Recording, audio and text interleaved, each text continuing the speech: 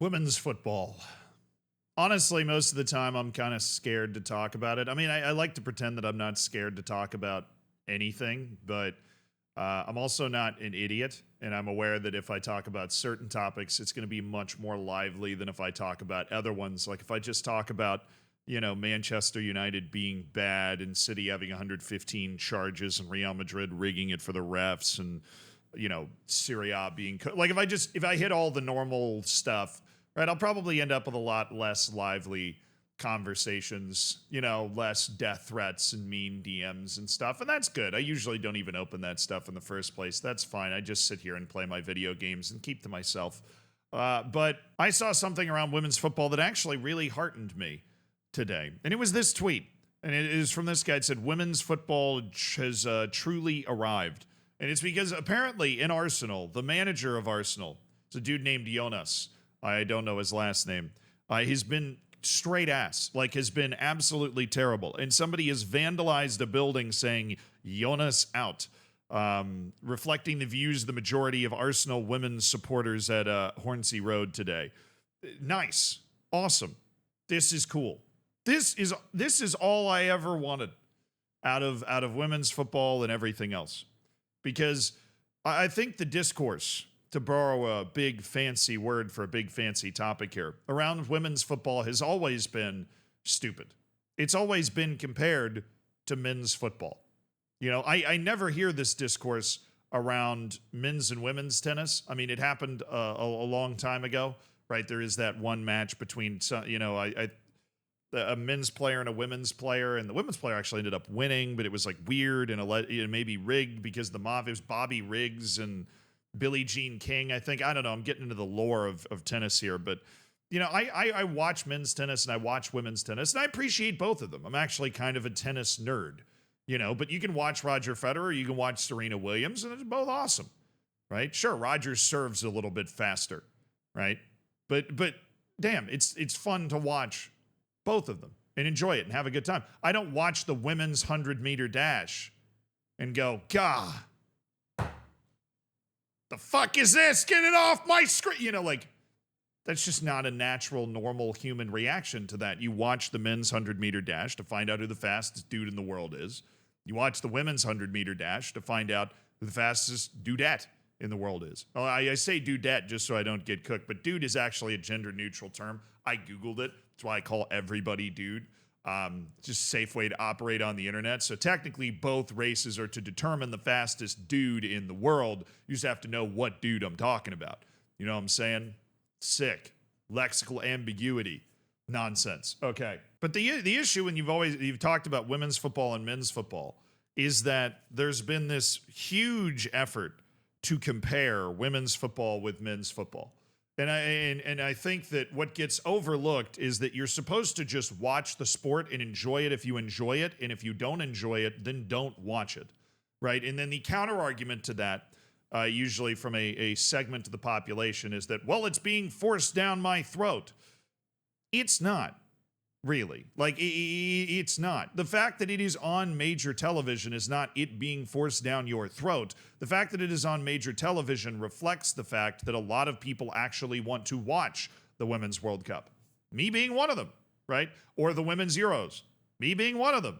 I find it entertaining to watch. If you don't, cool, dude. But this, I saw two tweets really kind of for the first time, and I'm sure if I scrolled to the comments section, it would change, where I just went like, women's football is okay. There's nothing weird, there's nothing mean, there's nothing nasty about this. I mean, obviously there's a duality of man. Of course, there was a goal in the Chelsea v Arsenal match that this reaction, fire Jonas was coming from, where somebody quoted it and said, they really need to leave their egos at the door and make the pitch, and the goal's smaller. This isn't a professional sport. Watching the goal, I think it's kind of a stupid reaction. It's really just a bit of a freak goal. I could see this type of goal happening in the men's game as well. It's the ball bouncing around the box, and she takes a really surprising flick over her back shoulder that basically catches the goalkeeper by surprise, and it goes in the back of the net. That's another issue that comes up in all these sorts of things, but I thought the duality of man was funny, that there were two tweets essentially around the same match. Although, shout out, this one got 1,000 more likes, so the world is healing just a little bit, or becoming a little less angry over nothing, right? But I've so many thoughts that I'm going to need to put them in order. Number one, weird and crazy and broken shit happens all the time in the men's game, but you don't have to deal with people being like, well, they need to make the field and the goals smaller because Loris Karius can't figure out where the corner of the goal is, right? Like that, that sort of thing doesn't happen. Men's players are obviously better than women's players, but there is an argument to be made around this. If you go watch men's matches from the time of Pelé, right? And this is really like in the weeds kind of stuff, but we talk about this on stream all the time and kind of dissect it, right? If you go watch men's play around the time of Pelé, it looks a lot more similar to the way women's football looks right now. You know what I mean? Like in terms of the number of players and the number of opportunities and the level of coaching and the level of training, women's football is way behind because for a long time, it was like illegal for women to play football. So men have a huge head start in terms of coaching and training and infrastructure, right? And even though that investment has come and women's football has grown massively over the last 10 to 15 years, the level of training and the level of infrastructure and the level of availability to play the game is way lower on the women's side. It still is. The reason that the United States is so good at women's football is because the U.S. has college sports, and basically every university has a women's soccer team, which means the United States, in spite of its anti-soccer stance, for a very long time, has actually been developing one of the largest national team bases of women's footballers in the world because it gives women the opportunity to play the sport, right? And eventually, if you watch women's football 20, 30 years from now, when, my hairline has gone into full retreat and is already gone, and we're all sitting here and I'm wondering why I'm still making Zealandisms 30 years from now, women's football is going to look a lot better than it looks right now. That's just how sport evolves. I've had the opportunity to watch this when it comes to women's basketball in the United States, right? The NBA started way earlier, right? Had a lot more development, had a lot more coaching, had a lot more infrastructure. And then the WNBA's come along, and now we have a superstar like Caitlin Clark, who is objectively nasty in playing the game in a way that feels a lot more familiar to people that watch the NBA game. Now, I realize if you don't pay attention to basketball, you have no idea what the hell I'm talking about, but the point still stands, right? There's a lot of different nuanced things going on here. But as I talk about so often on this channel, nobody gives a shit about nuance anymore. You have to just be in this giant camp of like, you're either some sort of woke idiot that's defending women's soccer because how dare people have the ability to play a game and it not like, the most base point here is why don't they leave their egos at the door and make the pitch and the goals smaller? Why would they? They're just playing the sport, dude. That's the size of the goal. That's the size of the field. Roll the ball out and play the sport. Who is women's football, honest to goodness, offending by just playing on the same field? And also, if you shrink the field, right, and shrink the goals, that is going to reduce the opportunity for women's footballers to play a lot because they're all playing in the same stadiums. They're training on the same fields. Right, but if you reduce the size of the pitch and you reduce the size of the goals and make that somehow mandatory, you would reduce the opportunity for women to play football, which is the sort of thing that we're kind of trying to reverse after 100 years of telling women that they can't play football and in many cases making it wildly illegal. But the point of all of this is that my heart is healing a little bit because as somebody that exists on the internet and particularly that plays a game called Football Manager, obviously, that is adding women into the game this year, I've run into these sorts of conversations all the time. And again, just to reiterate, if you make shitting on women's football, trying to make women's footballers feel awful, getting mad and angry at people that actually want to just have a normal human being conversation about women's football, if you make all of that your personality, you should probably just find something else to do. Because again, if you don't like women's football, you can just not watch it. You're probably not watching badminton either. Right? But you're not just shitting all over all of the people that actually like to watch badminton, which, by the way, a lot of people in Indonesia and Malaysia, you ever watch badminton at the Olympics? Its hype is, like, it is super hype, okay? But I'm not over here like, Serena Williams, come on, you watch that? It's just weird. It's a weird thing to make your personality. But the reason I wanted to make this video is my heart is healing. Because when I looked up more about this, right, I saw this tweet. All I found were tweets from normal functioning human beings.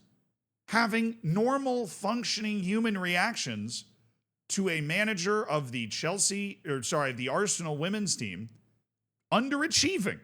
I don't want to be dramatic, but I think if Arsenal won't fire Jonas Eidfall, they should at least let me fight him. Like, that's a funny, normal fan tweet. That's something that even if I was Jonas Eidfall, I would look at and be like, that's good. You know, like, that is a good, normal fan tweet. Jonas Eidfall these last few months. Thank you. This is awesome. And these tweets are getting a lot of traction. This is a popular discourse, at least the Arsenal part of Twitter, talking about Jonas Eidfall. Eidfall specifically told BBC Sport Pregame that they have been working on defending from set pieces and knew it was a strength of Chelsea's. They've conceded from one in the 4th minute. Cool. Sounds like a good reason to fire him. Worst possible result for Arsenal, who lose, but not quite embarrassingly or convincingly enough for Jonas to get sacked. These are such normal, great fan tweets around women's football. A sign of serious progress that you are able to have these sorts of conversations without them just being torpedoed anymore by people that, again, make their entire personality just kind of hating on women's football. I mean, look, it was even trending. 17.7K posts trending in Arsenal women. Like Twitter creates these kind of like events and keywords, right? There were nearly 18,000 tweets talking about sacking Jonas Eidfall in the Arsenal women discussion section. Awesome. I mean, the way all of this is always going to work is there's going to be 2 steps forward and then 1.75 steps back, right? Progress is not a straight line. It is often, very much like that. But I think anybody that takes a breath and sits back can acknowledge that it is a good idea to, not make playing football or soccer illegal for women. Because there are a lot of women that want to play soccer. As mind-blowing as that might be, some of them even watch this channel. Oh my God! Seriously. And as long as it's not illegal, there will be leagues. And as long as there are leagues, a lot of the big clubs will be involved in them. And as long as the big clubs are involved in them, then if you can get over yourself, we have more sports to be obsessed over. Because what's better than 1 World Cup? 2 World Cups. Obviously, it's just another sport. And it made me feel happy to just seeing it be treated as just another sport. It's just another football league. It's another football league that your club might be participating in. If you're in Spain or you're in Germany or you're in England or anywhere else in the world, the United States, the clubs are actually different. They're not associated with one another. So it doesn't really make the same amount of sense in the US. But you understand the concept. Right? It's just another league, another team, something that you can support or not support the same way you support any other team or league or something other way. Oh, God, hopefully this makes you happy too, because it made me happy just to see this. It made me really happy.